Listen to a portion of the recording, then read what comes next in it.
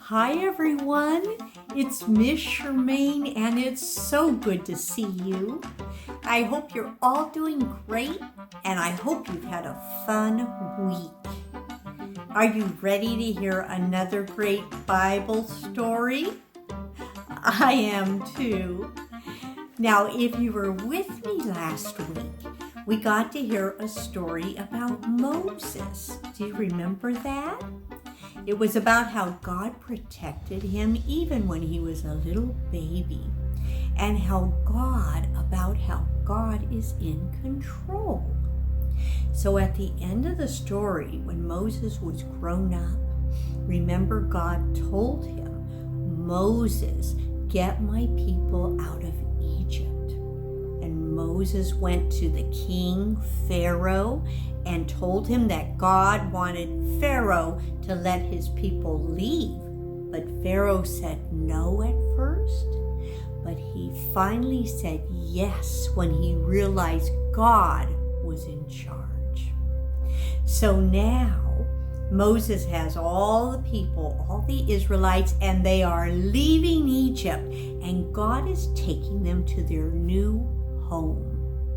But before they get there, God speaks to Moses again on a mountain.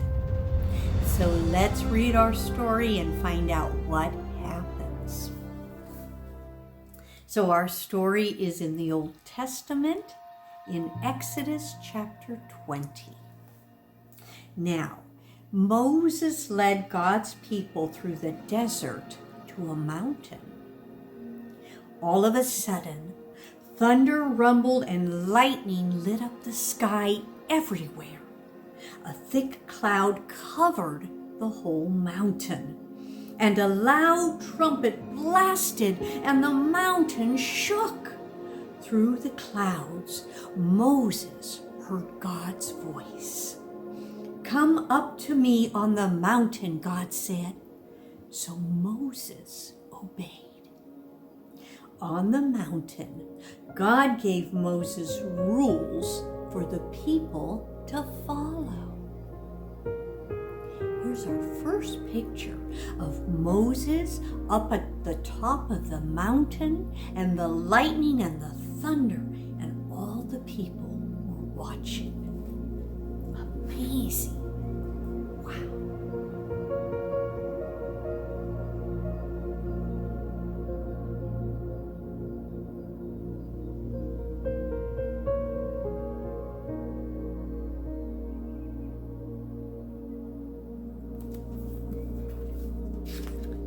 So when Moses got to the top of the mountain, God did speak to him, and he gave Moses 2 tablets. They were large stone tablets that had writing on them, and they had 10 rules.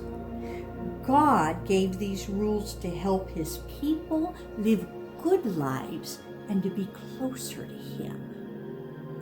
They were rules on how to be good. So let's read these 10 rules. Can you count to 10? I bet you can. Let's do it together, okay? 1, 2, 3, 4, 5, 6, 7, 8, 9, 10. 10. Very good. You guys are good counters. Let's find out what these 10 rules said. Rule number 1.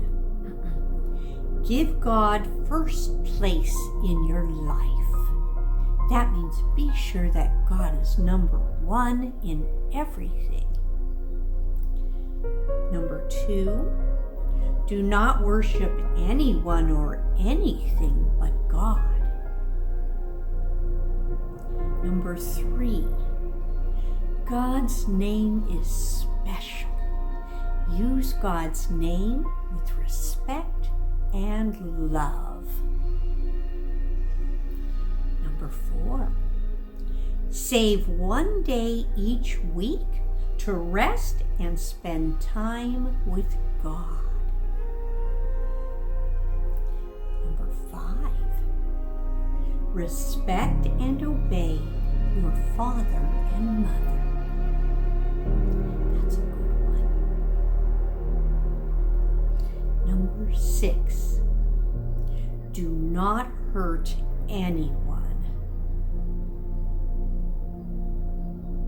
Number 7, mothers and fathers should keep their promises to each other. Act with love and keep your promises. Number 8, do not steal. Treat other people's things with respect. Number 9, tell the truth. And number 10, be happy with who you are and with what you have. Wow, those are great 10 rules. God gave those to us so that we could live good lives, so that we could be good people. And when we follow these rules, we're closer to Him because we're doing what He wants us to do. God made us to be good and to be loving, but these rules help us. They help us to stay good and to remind us to be full of love, because sometimes we forget and sometimes we make mistakes because we're not perfect. Here's our last picture of the 2 tablets with the 10 rules on them. We call them the 10 Commandments.